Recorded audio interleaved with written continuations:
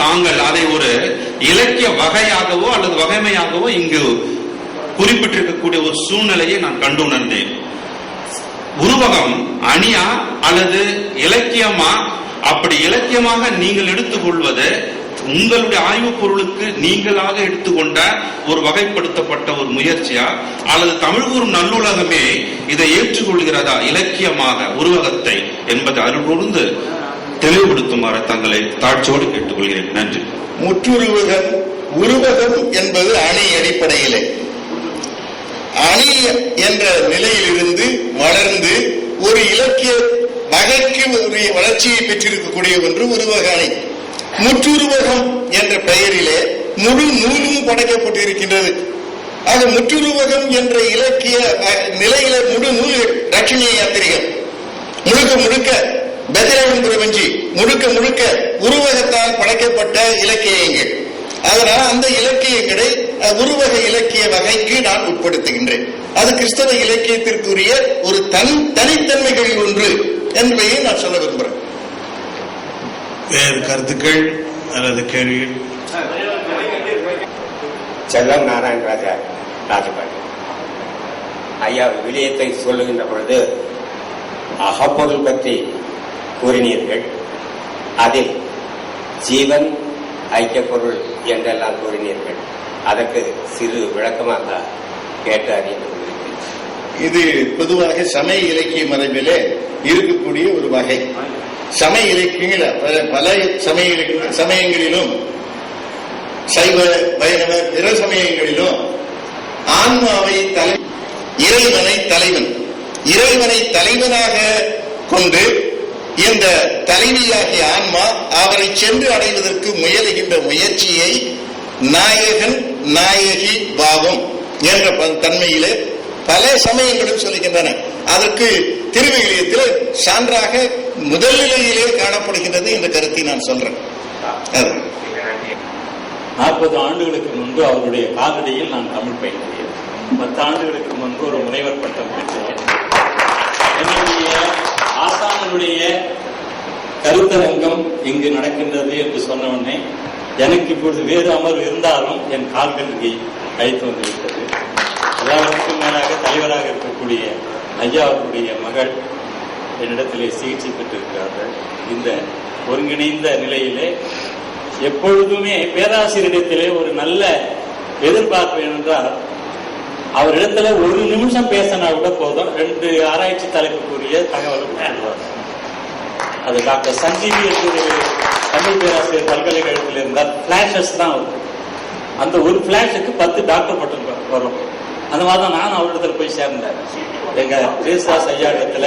அதனால நான் அவருக்கு நன்றி தெரிவிக்கிறேன். அவர் இப்பொழுது ஒரு தலைப்பையும் கொடுத்திருக்கிறார், விவிலியம் ஒரு பேர் இலக்கியம். நன்றி, வணக்கம்.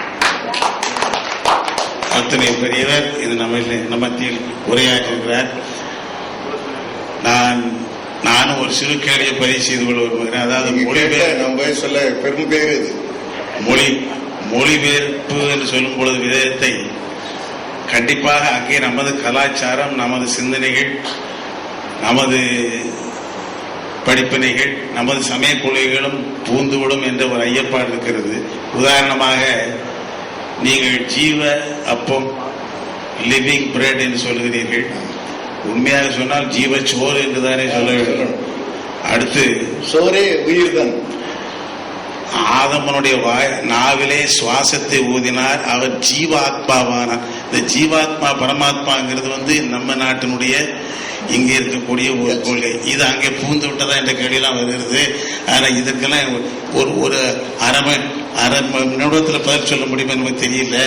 இன்னொரு நேரம் தான் அவங்க சொல்ல வேண்டியிருக்கும். ஆனாலும் நீங்க ஒரு 6 நிமிஷத்துல ஏதாவது சொல்ல முடியுமாயா? இப்போ என்னால் அவ்வளவு. ஆமா, சரி, விரைவாக சொல்ல முடியாது. இருந்தாலும் அவர்களை நான் பாராட்ட கடமைப்பட்டிருக்கிறோம். எத்தனை பாராட்டுகிறது ஐயா, நன்றி, வணக்கம். அருத்தூர் சேவியர் ஆல்போன்ஸ் அவர்கள் துவக்குகிறார். பல்கலைக்கழக மானிய குழு உறுப்பினராக இருந்து வருகிறவர்கள். லயலா, புகழ்பெற்ற லயலா கல்லூரியின் முன்னாள் முதல்வர் அவர்கள். இன்னும் அதோடு கூட எல்லோரும் கல்லூரி படிக்க வேண்டும் என்பதற்காக கம்யூனிட்டி காலேஜ் கேள்விப்பட்டிருப்பீங்க. அதை இயக்கி எத்தனையோ கல்லூரிகளை துவக்கி கொண்டிருக்கிறாங்க. அத்தனை பெருமைக்குரியவர்கள். ஆனால் 3 நிமிஷம் தான் அவர் முதலில் பேசுகிறார்கள். அதனை தொடர்ந்து இங்கே இருக்கிற முனைவர் ராஜராஜன் அவர்கள், தமிழ் துறை தலைவர், அந்த லயோலா கல்லூரியிலேயே ஆண்டுதோறும் பன்னாட்டு கருத்தரங்கம் நடத்தி வருபவர், அந்த இயேசு சபையின் அரும்பணிகள் பற்றி இந்த நேரத்தில் சிறப்புரை ஆற்றிருக்கிறார்கள். ஐயா வருக வருக என்று சொன்ன அருட்தந்தை அவர்களை நாம் வரவேற்கிறோம். கரங்கோட்டி வரவேற்க கேட்டுக்கொள்கிறோம். பெருமதிப்பிற்குரிய ஆயர் பெருமகனார் அவர்களே, மற்ற தமிழ் அறிஞர்களே, குறிப்பாக இங்கு எனக்கு தமிழ் ஆசானாக இருந்து தமிழ் கற்றுத்தந்து தமிழுக்காக சிறந்த சேவை செய்த சாமிமுத்தையா அவர்களை வணங்கி வாழ்த்தி அனைவருக்கும் அவர் அறிமுகம் செய்து அவர் செய்திருக்கின்ற பணி ஏறக்குறைய 50 ஆண்டுகளாக தமிழுக்கு அவர் செய்திருக்கின்றார். கிறிஸ்துவத்தோடு இணைந்து சமயத்தோடு இணைந்து தமிழுக்கு சேவை செய்திருக்கின்றார். அவர் நான் பாராட்டுகின்றேன். இங்கே இன்னொரு என்னுடைய அருமையான நண்பர், நான் மிகவும் நேசிக்கின்றவர், எங்களுடைய இயேசு சபை தோழர் அருட்தந்தை முனைவர் லூதுசாமி அவர்களையும் உங்களுக்கு அறிமுகப்படுத்த விரும்புகின்றேன். அவர் மிக அருமையான வெஸ்டர்ன் இம்பாக்டான பெஸ்கி என்று சொல்லி ஒப்புமை இலக்கியத்தை வைத்து வீரமாமுனிவரை பற்றி ஒரு சிறந்த ஆராய்ச்சியை வைத்திருக்கின்றார். அன்புக்குரியவர்களே, தமிழன் என்று சொல்லடா, தலை நிமிர்ந்து நில்லடா என்ற அந்த வார்த்தை இந்த அரங்கத்தில் இருக்கிறது. பல்கலைக்கழக மானியக்குழு என்ற உறுப்பினர் முறையிலே, உயர்கல்வியிலே இருக்கின்றவன் என்ற முறையிலே, சமுதாய கல்லூரிகளை தோற்றுவித்த என்ற முறையிலே பல்வேறு சர்வதேச கருத்தரங்களிலும் மாநாடுகளிலும் நான் பல்வேறு நாடுகளிலே கலந்து கொண்டிருக்கிறேன். நான் அப்பொழுதெல்லாம் என் மனதில் ஒரு ஏக்கம் இருக்கும். நம்மால் இப்படி ஒரு மாநாட்டை நடத்த முடியுமா, இவ்வளவு சிறப்பாக நடத்த முடியுமா என்ற ஒரு ஏக்கம் இருக்கும். ஏனென்றால் அங்கு நான் பார்த்திருக்கிறேன், அங்குள்ள வசதிகள், வாய்ப்புகள், ஆய்வரங்களில் அமைந்திருக்கக்கூடிய அந்த முறைகள் எல்லாம் அதை மிகச் சிறப்பாக இந்த உலக தமிழ் செம்மொழி மாநாடு செய்திருக்கிறது என்பதை நினைத்து உள்ள போய் விடுகிறது. தமிழ் மக்களாகிய நாம் ஒவ்வொருவரும் பெருமைப்பட வேண்டும். நான் எந்த கட்சியையும் சார்ந்தவன் அல்ல, நான் கிறிஸ்துவ சமயத்தை சார்ந்தவன், நான் இயேசு சபை உறுப்பினர், நான் ஒரு கல்வியாளர் என்ற முறையிலே பல சர்வதேச கருத்தரங்களுக்கு சென்றவன் என்ற முறையிலே இந்த கருத்தரங்கை சர்வதேச மாநாட்டிலே நடத்துகின்ற விதத்தை நான் மிகவும் முழுமையாக பாராட்டுகின்றேன். இன்னொன்று நான் சொல்ல வேண்டும், தமிழன் என்ற முறையிலே நான் பெருமைப்படுகின்ற பொழுது நான் இன்னொரு வகையிலும் பெருமைப்படுகிறேன்.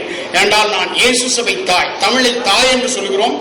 நாங்கள் எங்களுடைய இயேசு சபையை தாய் என்று சொல்கிறோம். நாங்கள் எல்லாம் புதல்வர்கள், அந்த தாயினுடைய குழந்தைகள், அந்த தாயால் வளர்க்கப்படுகின்றவர்கள், அந்த தாயால் பேணி காக்கப்படுகின்றவர்கள், அந்த தாயால் பல்வேறு வாய்ப்புகளும் வசதிகளும் பெற்று நான் 500 ஆண்டுகளுக்கு தமிழுக்கு செய்த சேவைக்கு இந்த இயேசு சபை தாயினுடைய அந்த பாரம்பரியத்துக்கு சொந்தக்காரன் நான் என்று சொல்லிக் கொள்வதிலே பெருமை அடைகிறேன்.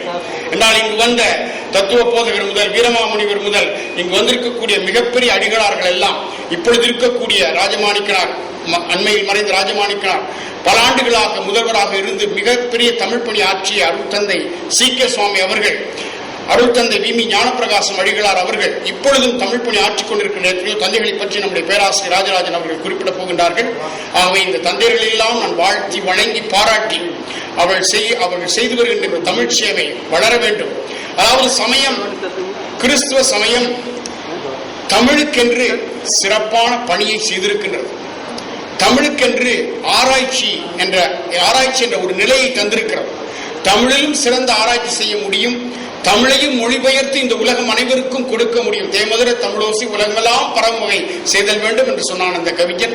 அதை எங்கள் இயேசு சபை துறவிகள், அடியார்கள், அருளாளர்கள் செய்திருக்கிறார்கள். இதை நினைத்து நான் பெருமைப்படுகிறேன், நான் மகிழ்ச்சி அடைகின்றேன். இறுதியாக நான் சொல்ல விரும்புவது, அருள் தந்தை முனைவர் டாக்டர் வி.மி. ஞானப்பிரகாசம்